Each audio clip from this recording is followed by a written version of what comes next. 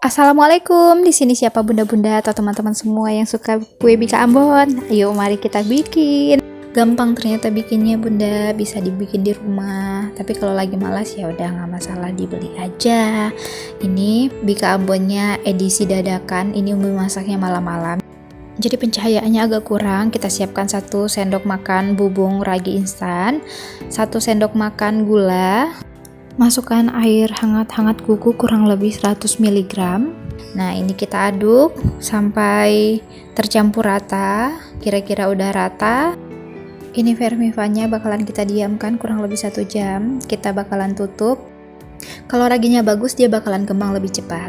Kemudian di wadah yang lain kita siapkan 1 batang serai yang kita belah 2. Ini serainya lumayan besar.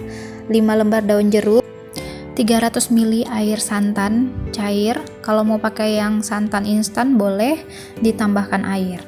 Karena ini santannya Umi peras sendiri dari kelapa, jadi Umi pasin airnya 300 ml ukurannya teman-teman.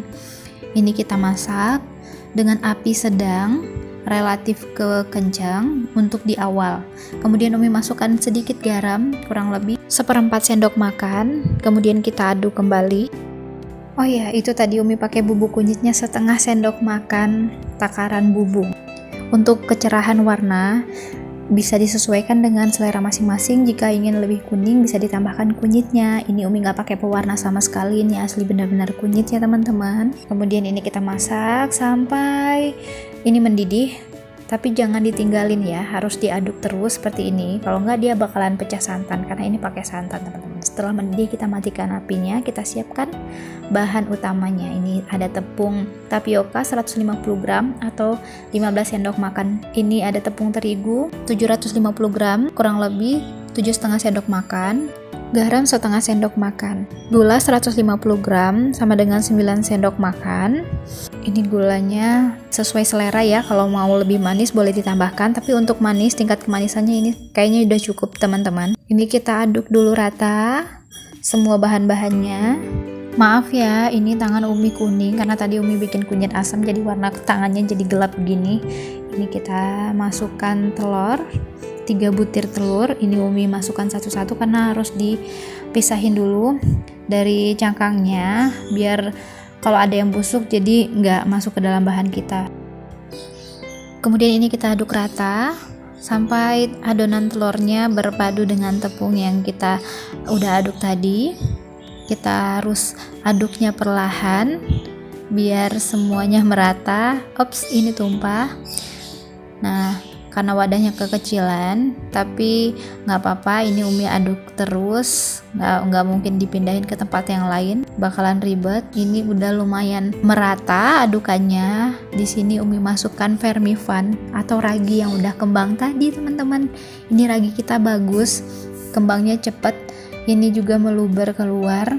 Alhamdulillah, raginya ini cantik teman-teman. Ini kita aduk kembali sampai semua bahan ini tercampur rata. Ini kita ngaduknya perlahan, jadi kita harus sabar.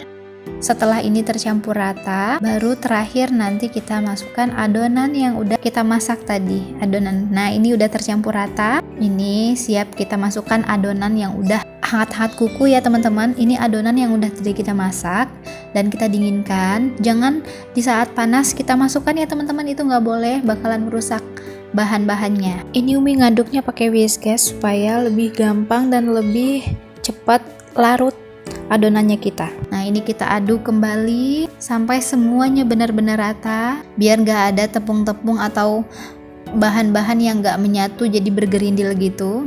Jadi ini kita harus aduk rata. Oh ya, tadi adonan yang dari yang kita masak, adonan kuningnya itu udah Umi saring terlebih dahulu teman-teman, baru kita masukkan ke dalam adonannya ini.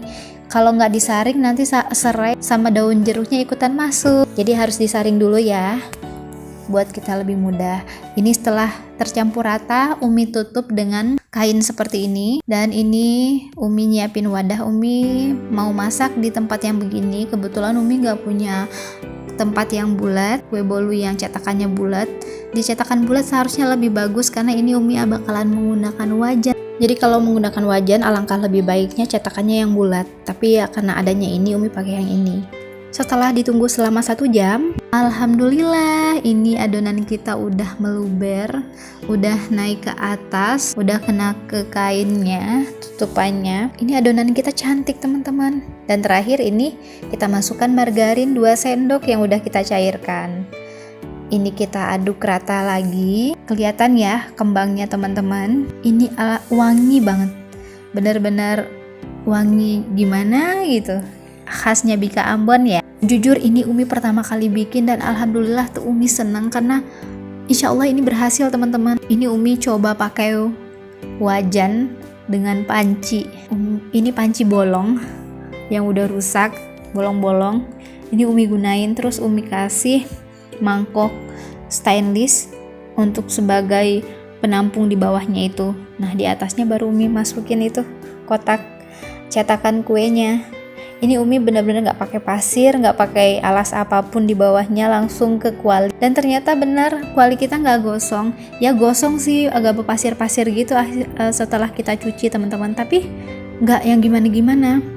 Ini kita masak dengan api yang relatif kecil. Kemudian kita tunggu beberapa menit, kurang lebih 10-15 menit keluar gelembung-gelembung seperti ini. Ini kita wajib buka tutupnya biar gelembungnya sempurna keluar dan kayak sarang semutnya itu lebih banyak gitu jadinya nanti bunda setelah matang.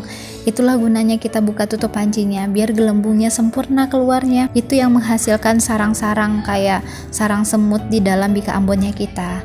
Ini kenapa Umi pakai panci dan kuali? Ini Umi mau lihat perbedaan, bandingkan antara panci dan kuali ini yang lebih dulu matang dan matangnya bagus, itu yang mana? Kita buktiin ya teman-teman. Ini sekalian percobaan dan pengalaman juga buat kita semua. Ini Umi masaknya udah 1 jaman lebih teman-teman.